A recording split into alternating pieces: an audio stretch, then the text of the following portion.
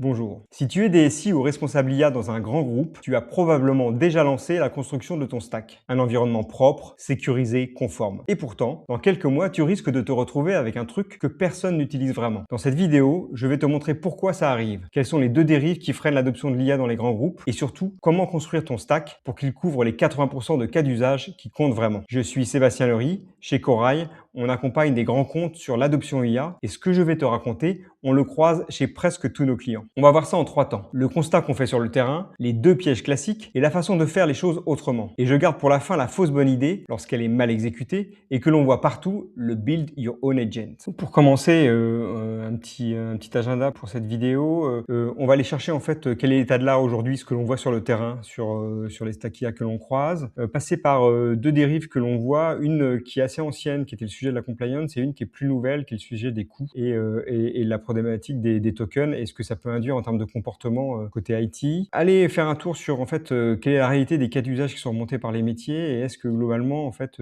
les outils qui sont mis à disposition sont cohérents et est-ce qu'on n'est pas en train d'utiliser une Ferrari pour globalement faire des choses qui sont assez simples. On va refaire un point sur en fait quelle est la bonne façon de travailler. On passera par le piège du build your own agent. Quand je dis un piège, c'est que évidemment c'est un bon sujet de démocratisation et de passage au volume. Par contre, il faut le faire bien et que souvent on part dans une mauvaise direction et globalement on arrive à quelque chose qui est pas très performant. Et puis derrière, après, on fera un petit résumé de ce qu'on s'est dit pour voir quel est le bon setup. Si on commence par le constat terrain, c'est globalement, il y a aujourd'hui en fait 2 trajectoires qui se sont faites l'une à côté de l'autre et qui sont censées se rejoindre et où on trouve des décalages. Du côté de l'IT, en fait, le sujet de l'IA, lorsque c'est devenu un vrai sujet, il a d'abord été pris sur des logiques de compliance, de contraintes réglementaires et puis surtout de maîtrise des données et puis maîtrise en fait de l'interfaçage avec les LLM pour que les choses se passent bien en termes de sécurité. Donc du coup, le tech stack, il a été très orienté sur cette logique-là. On a référencé des LLM au lieu directement de se plugger sur l'API. On est passé par en fait des gros clouds sur lesquels on peut avoir des garanties contractuelles de protection des données et sur lesquels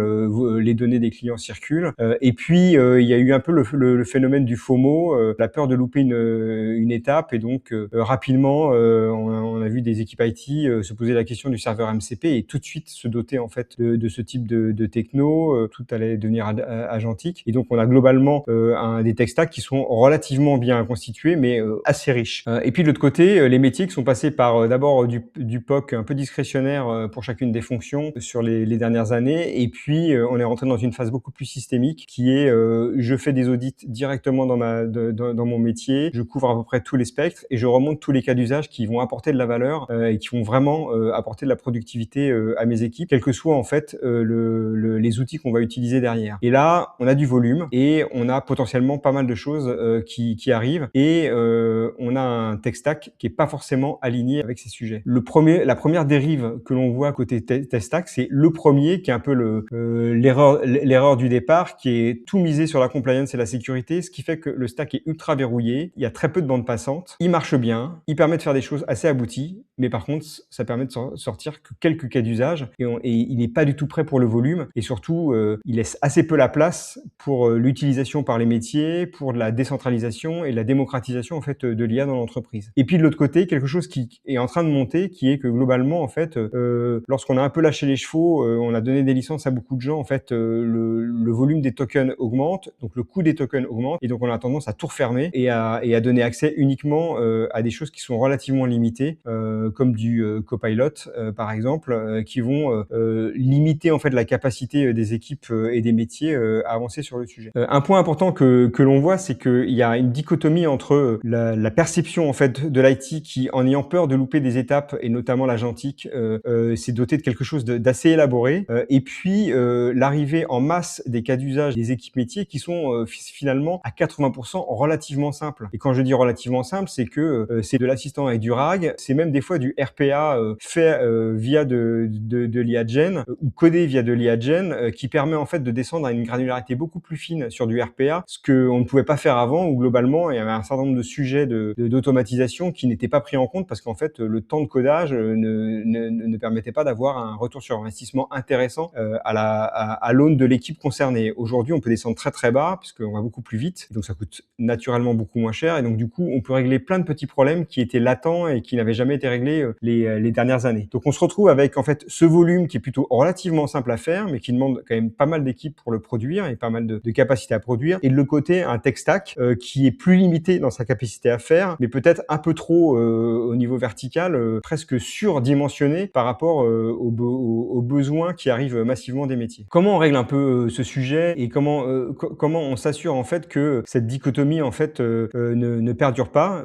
Il faut reconnecter en fait la roadmap et la feuille de route du stack IA de l'entreprise avec globalement les cas d'usage remontés par les métiers. C'est le métier et la réalité de l'entreprise, sa maturité en termes de logiciel, la maturité des collaborateurs concernés qui va normalement driver en fait le tech stack nécessaire à un moment donné pour vraiment aller chercher de la valeur. Peut-être que dans certaines entreprises, l'agentique arrivera de façon plus tardive, un peu dans une cellule d'innovation ou sur un ou deux cas d'usage très particuliers, mais que globalement, la masse d'IA qui va être créée, la masse d'assistants et d'agents IA qui vont être créés vont d'abord être plutôt simples et par contre apporter des vrais gains de productivité dans les différents métiers. Donc se dire que ok, on a avancé en parallèle, mais que maintenant il est plus naturel de faire le constat en fait de ce qui est remonté en termes de cas d'usage de façon volumique par l'ensemble des directions et sur cette base-là de se dire mais en fait de quoi réellement on a besoin de façon volumique et qu'est-ce que l'on doit apporter et la meilleure façon en fait de reconnecter les deux mondes. Et notamment il y a un sujet au milieu de tout ça qui est l'ergonomie. C'est pas simplement en fait des briques, mais c'est aussi quel accompagnement, quelle ergonomie sur des populations non tech on peut amener pour que derrière ils puissent travailler le sujet. Ce qui amène d'ailleurs le sujet du build your own agent, puisque dans cette contradiction et dans ce blocage que l'on voit dans beaucoup d'entreprises, la solution la plus simple, c'est de dire en fait faites-le vous-même sur Copilot et vous allez vous débrouiller. Ce qui fait que globalement en fait les métiers et les différentes personnes vont fabriquer des choses, mais avec assez peu d'accompagnement et donc il va y avoir de la redondance, du mésusage et des produits mal fabriqués et qui fonctionnent pas très bien et donc qui potentiellement vont pas amener le développement d'usage et la valeur annoncée. Et puis de l'autre côté, des équipes IT qui disent mais en fait il faut que je redonne la main en fait au métier et donc qui construisent des briques de build your own agent mais qui sont très tech, donc qui fonctionnent lorsque vous êtes dans une startup ou une scale-up avec une population très avertie et qui va être très à l'aise pour utiliser en fait cette brique qui nécessite de maîtriser en fait la techno, mais qui est inutilisable par des utilisateurs non tech et donc qui va limiter en fait la capacité à faire, voire qui globalement va finir par être du build your own agent finalement fait par les équipes IT. Donc on revient au point de départ et ça fonctionne pas bien. Donc globalement, qu'est-ce qu'on peut retenir en fait de ce moment qui va encore évoluer, c'est que en fait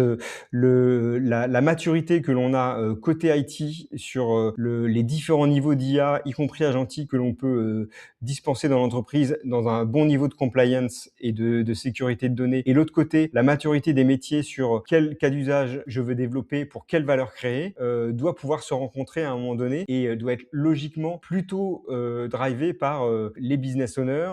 et ceux qui vont être responsables et comptables de la valeur qui est créée par rapport à l'investissement que l'on va mettre sur l'IA. Donc c'est le moment où l'IT doit à un moment donné se dire mais en fait est-ce que ce que je mets à disposition est compatible et logique par rapport à ce que me remontent les métiers et pas simplement par rapport à ce que je devrais faire sur le marché sur l'IA générative. Donc si tu ne dois retenir qu'une chose, oui, l'IT doit donner un cadre et garantir le réglementaire et la sécurité des données. Ça, c'est non négociable. Mais pour le reste, il doit le faire dans une logique business, c'est-à-dire donner un setup IA qui couvre la grande majorité des cas d'usage remontés par les équipes et qui soit adapté à la maturité des users. On ne prend pas le même stack dans une scale-up avec une population hyper mature que dans une grande structure avec des collaborateurs majoritairement non-tech et bien sûr, l'ergonomie d'usage et de prise en main ainsi que l'accompagnement n'est pas optionnel. C'est exactement là que se joue la différence entre un stack IA qui dort et un stack IA qui crée de la valeur. Et toi, ton stack penche plutôt vers le business et ta population de users plutôt tech ou non? Dis-le moi en commentaire. À bientôt.